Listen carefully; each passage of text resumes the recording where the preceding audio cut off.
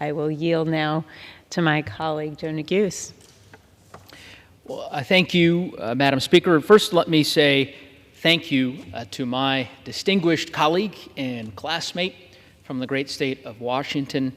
Dr. Schreier has been a tireless advocate, for our wildland firefighters, for effective forest management, and ensuring that we make the necessary investments that we know must be made for wildfire resiliency and mitigation. Of course, all of those issues incredibly important to the people of her great state, and as she mentioned, certainly incredibly important to the people of Colorado, the state that I am privileged to represent in the United States Congress. But I in particular want to thank Representative Schreier for hosting and facilitating this opportunity on the House floor for so many of our colleagues, each of whom are leaders in their own right. You heard from them, Madam Speaker, particularly from the Rocky Mountain West and the western United States, from Nevada and from California, from, of course, Arizona,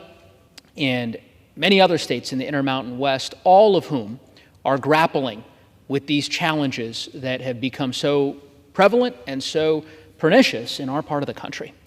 And I am grateful that House Democrats are working really hard across party lines because, of course, none of these issues are partisan in nature. Wildfires don't respect political boundaries or jurisdictional limitations. They impact every citizen of the West and every citizen of our country. And it's critical for us to marshal the necessary resources to ultimately address those challenges. The particular challenge that I just want to call attention to tonight, Madam Speaker, is one, of course, that you are familiar with and one that you've heard from many other of my colleagues this evening.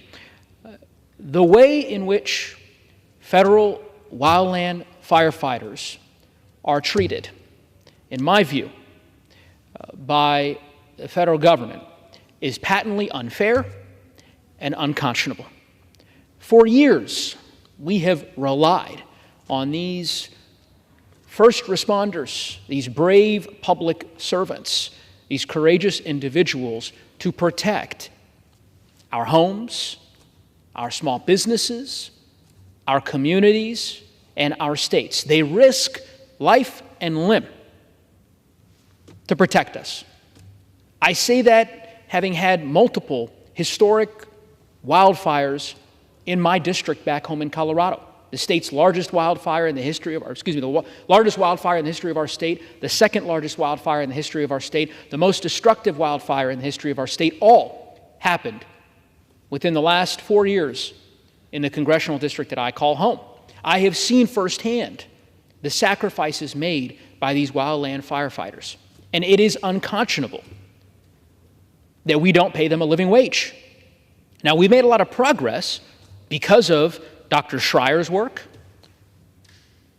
leading the way with others, myself included, to ensure that in the bipartisan infrastructure law that we finally provided a holistic pay structure that compensates our wildland firefighters.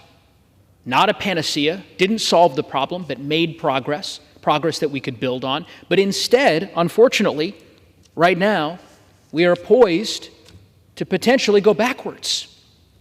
Because as you know, Madam Speaker, those core provisions of the bipartisan infrastructure law that largely codified the executive order that President Biden had issued previously to increase wildland firefighter pay, those provisions, which were enhanced by a variety of other statutory provisions that we were able to enact through the NDAA last year to provide, as I said, more comprehensive pay scales for our wildland firefighters, they are set to expire at the end of the month. The clock is ticking, Madam Speaker, and it is incumbent upon every member of this august body to come together, work together, find common ground, and do what is right by these wildland firefighters. They deserve it. They've earned it. And the time for excuses, in my view, is long past gone. So I'm committed, Madam Speaker, to working with anyone of either party in good faith to address this challenge and to ensure that our wildland firefighters are paid what they are owed. I'm going to keep at it, working with Dr. Schreier and my many colleagues, and hope springs eternal that we will get this done because, of course, the stakes are too high for us not to get it done. With that, I want to say again, thank you and my gratitude to Dr. Schreier for her leadership, Representative Schreier for her leadership, and we'll yield back the balance of my time.